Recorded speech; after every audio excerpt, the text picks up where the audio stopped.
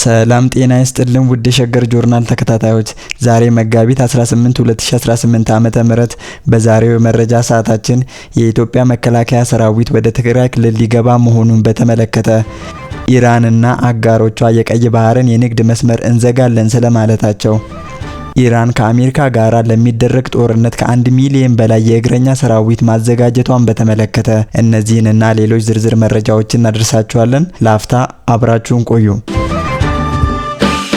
በሰሜን ኢትዮጵያ ለ2 ዓመታት ለሚጠጋ ጊዜ የቆየው ደም አፋሳሽ ጦርነት በፕሪቶሪያው የሰላም ስምምነት ይቆማል ተብሎ ተስፋ ቢደረግም አሁንም ድረስ የቀጠናው ሰላም በጥርጣሬና በውጥረት ውስጥ እንደሚገኝ አዳዲስ መረጃዎች ያመለክታሉ።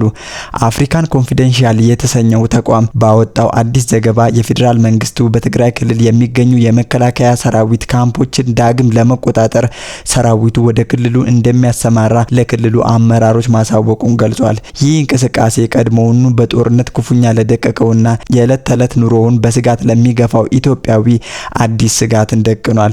እንደ ዘገባው ከሆነ የፌዴራል መንግስት ሰራዊቱን ወደ ክልሉ ለማስገባት ፍላጎት እንዳለው ቢገልጽም በትግራይ በኩል ያሉ አመራሮች ግን ለጉዳዩ ፈቃደኛ እንዳልሆኑ ተመላክቷል። ይህም በሁለቱ ወገኖች መካከል ያለውን መተማመን የላላ መሆኑን የሚያሳይ ከመሆኑም በላይ ቀጠናው ዳግም ወደ ግጭት ሊያመራ የሚችልበት እድል ከፍ አድርጎታል። የመንግስት ከፍተኛ የኃይልና የጦር መሳሪያ ወደ ክልሉ ድንበሮች እያስጠጋ መሆኑ የሚጠቁሙ መረጃዎች ቀደም ሲል ከጊዜያዊ አስተዳደሩም ሆነ ከህወሓት ሲሰጡ የነበሩት ሁኔታዎች የተረጋጉ ናቸው የሚሉ ማስተባበያዎችን ጥያቄ ውስጥ የሚጥል ሆኗል። ይህም በዲፕሎማሲያዊ ቋንቋ የጸጥታ ለውጥ ቢባልም ለተራው ዜጋ ግን ትርጉሙ ሌላ ዙር መፈናቀል፣ ረሃብና ሞት ነው።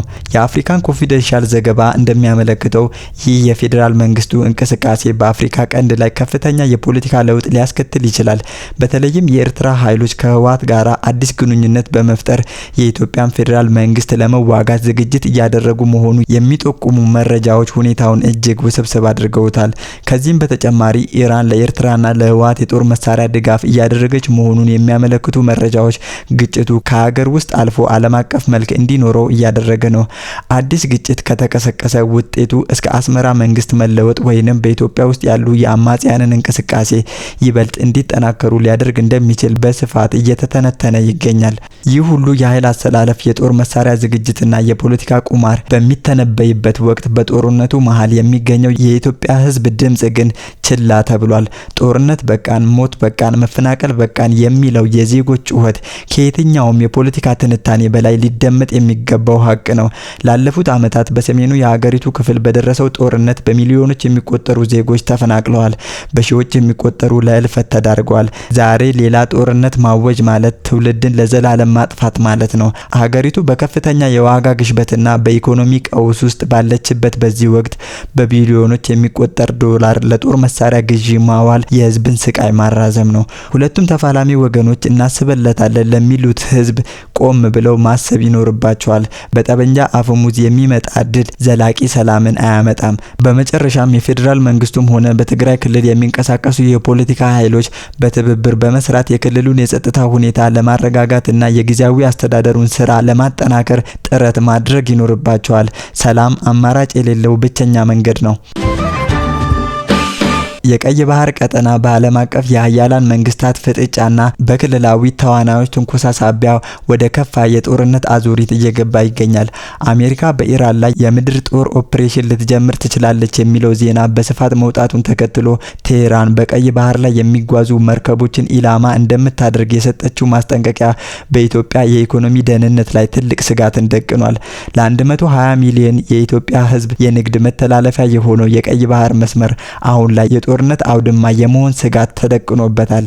ይህ ሁኔታ ኢትዮጵያ ለዓመታት ስታነሳው የቆየችውን የራሷን የባህር በርና የባህር ኃይል አስፈላጊነት ጥያቄ ዳግም የህልውና ጉዳይ እንዲሆን አድርጎታል። እንደ ዘ ጋርዲያን ዘገባ ከሆነ ዋይት ሀውስ በኢራን ስትራቴጂካዊ የነዳጅ ማከፋፈያ በሆነችው ካርግ ደሴት ላይ 1000 የሚጠጉ እግረኛ ወታደሮች ለማሰማራት ማቀዷን ተከትሎ ቀጠናው ታውቋል። ይህ ደሴት የኢራን 90% የነዳጅ ኤክስፖርት የሚወጣበትን መስመር የመቆ የመቆጣጠር እርምጃ ቴህራንን ወደ ከፋ እርምጃ ገፍቷታል። አንድ ስማቸው ያልተጠቀሰ የኢራን ከፍተኛ ወታደራዊ ባለስልጣን እንደገለጹት አሜሪካ የምድር ወረራ ከጀመረች ቀይ ባህር ለዓለም አቀፍ ንግድ ዝግ ይሆናል ብለዋል። ይህ ማለት ወደ ስዊዝ ካናል የሚያመሩ የነዳጅና የሸቀጥ መርከቦች በቀጥታ የኢራንና የአጋሮቿ ኢላማ ይሆናሉ ማለት ነው። ከኢራን ማስጠንቀቂያ በጥቂት ደቂቃዎች ልዩነት በየመን የሚገኘው የሁቲ ታጣቂ የጦርነቱን አድማስ የሚያሰፋ መግለጫን አውጥቷል።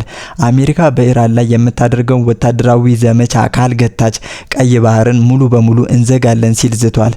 ይህ ማስጠንቀቂያ የወጣው ፕሬዝዳንት ዶናልድ ትራምፕ በኢራን የኢነርጂ ተቋማት ላይ ሊሰነዘር የታቀደውን ጥቃት ለ10 ቀናት ማራዘማቸውን በገለጹበት ወቅት ነው።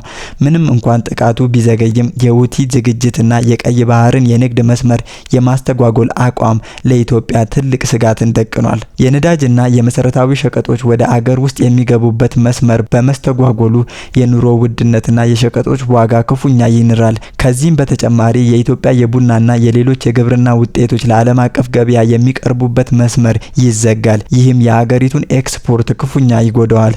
ለኢትዮጵያ ቀይ ባህር ተራ የውሃ አካል ሳይሆን የአገሪቱን የኢኮኖሚ ጉሮሮ ማለት ነው። አገሪቱ ከ90% በላይ የገቢና ወጪ ንግዷን የምታከናውነው በዚህ ቀጠና በኩል ነው።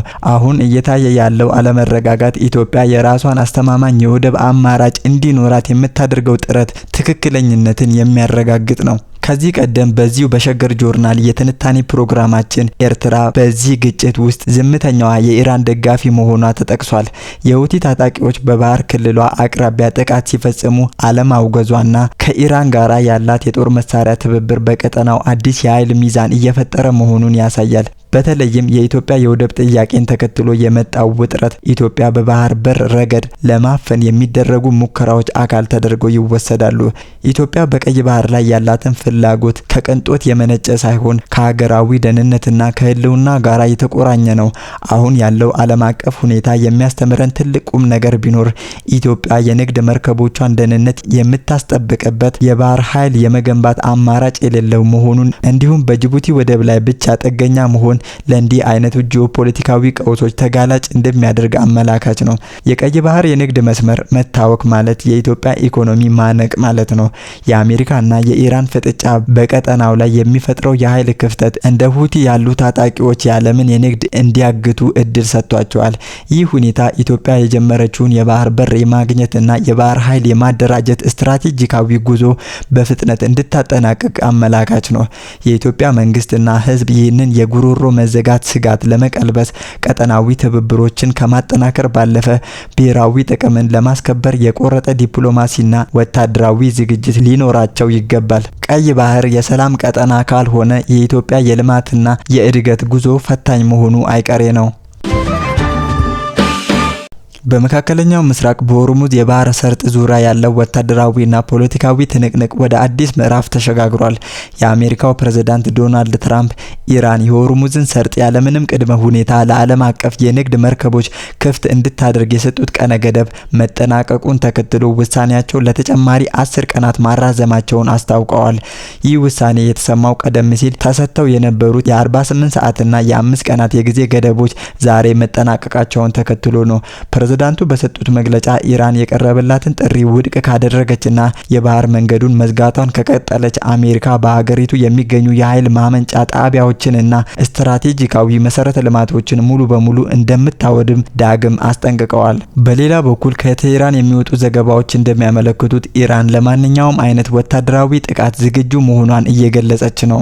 የሀገሪቱ የዜና ወኪል ታስሚን ኒውስ ወታደራዊ ምንጮችን ጠቅሶ እንደዘገበው አሜሪካ በእግረኛ ጦር የታገዘ ጥቃት ለመሰንዘር የምትሞክር ከሆነ ኢራን ከ1 ሚሊዮን በላይ ተዋጊ ወታደሮችን ወደ ጦር ግንባር ለማሰማራት ዝግጅቷን ማጠናቀቋን ገልጸዋል። በተለይም የኢራን የነዳጅ ኤክስፖርት 90% የሚከናወንበት ስልታዊ የካርግ ደሴት የአሜሪካ ቀዳሚ ኢላማ ልትሆን እንደምትችል ተገምቷል። አሜሪካ ደሴቷን በእግረኛ ወታደሮች ለመቆጣጠር ማቀዷን ተከትሎ የኢራን ወታደራዊ አመራሮች በደሴቷ ዙሪያ ሰፊ የመሬት ውስጥ ምሽጎችንና የመከላከያ መስመሮችን በመገንባት በመስራት ላይ መሆናቸው ታውቋል። ይህ አይነቱ የሁለቱ አገራት ፍጥጫ ቀጠናውን ወደ ከፋ ደም መፋሰስ ሊከተው እንደሚችል ዓለም አቀፍ ተንታኞች ስጋታቸውን እየገለጹ ይገኛሉ። የዚህ ውጥረት ዋነኛ ማጠንጠኛ የሆነው ደግሞ በኢራን ያዝድ ግዛት ውስጥ በሚገኝ ግራናይት ተራራ ስር የተገነባው ሚስጥራዊ የሚሳኤል ከተማ ነው። ይህ ወታደራዊ ማዕከል ተራ ወታደራዊ ሰፈር ሳይሆን እጅግ ዘመናዊና የማይበገር የመሬት ውስጥ ምሽግ እንደሆነ ይነገራል። የወታደራዊ ቴክኖሎጂ ባለሙያዎች እንደሚሉት አሜሪካ እጅግ ዘመናዊ የተባለውን እና እስከ 60 ሜትር ጥልቀት ያለውን የኮንክሪት ምሽግ ሰርጎ መግባት የሚችለውን የምሽግ ደርማሽ ቦምብ ብትጠቀም እንኳን ይህንን ማዕከል ማውደም አዳጋች ሊሆንባት ይችላል። ምክንያቱም የኢራኑ የሚሳኤል ከተማ ከመሬት በታች በ440 ሜትር ጥልቀት ላይ የሚገኝ በመሆኑ ነው። ከተራራው ጥንካሬ አንጻር ሲታይም የግራናይት ድንጋይ ጥንካሬ ከተለመደው የተጠናከረ ኮንክሪት በ25 እጥፍ የበለጠ ጥንካሬ እንዳለው ይነገራል። በተጨማሪም በተራራው ውስጥ የተዘረጋው ግዙፍ የዋሻ ኔትወርክና የውስጥ የባቡር መስመር ዝርጋታ ኢራን ግዙፍ የባላስቲክ ሚሳኤሎቿን በሚስጥርና በፍጥነት ከአንድ ቦታ ወደ ሌላ ቦታ ለማንቀሳቀስ እንድትችል ያደርጋታል። ይህም የጠላትን የአየር ላይ ጥቃት በቀላሉ ለመከላከልና በቅጽበት አጸፋዊ ምላሽ ለመስጠት ምቹ ሁኔታን ይፈጥርላታል ተብሏል። ፕሬዝዳንት ትራምፕ የሰጡት ተጨማሪ የ10 ቀናት እድል ለዲፕሎማሲ መፍትሄ መንገድ ይከፍት ይሆን ወይንስ ለትልቅ ጦርነት ዝግጅት የሚደረግበት ጊዜ የሚለው ጥያቄ የብዙዎች ትኩረት ሆኗል። የዓለም ነዳጅ ገበያ በዚህ ውጥረት ምክንያት ከፍተኛ መዋዠቅ እያሳየ ሲሆን የተባበሩት መንግስታት ድርጅትና የዓለም ሀያላን አገራት በሁለቱ ወገኖች መካከል ያለውን ልዩነት በውይይት ለመፍታት ጥረት እያደረጉ ይገኛሉ። ይህ በእንዲህ እንዳለ የኢራን ከፍተኛ ወታደራዊ መኮንኖች ለማንኛውም አይነት ወረራ ዝግጁ ነን የሚለውን አቋማቸውን በማጠናከር ላይ ናቸው። የሚቀጥሉት 10 ቀናት ለመካከለኛው ምስራቅ ሰላምም ሆነ ጦርነት ወሳኝ ሚና እንደሚጫወቱ ይጠበቃል።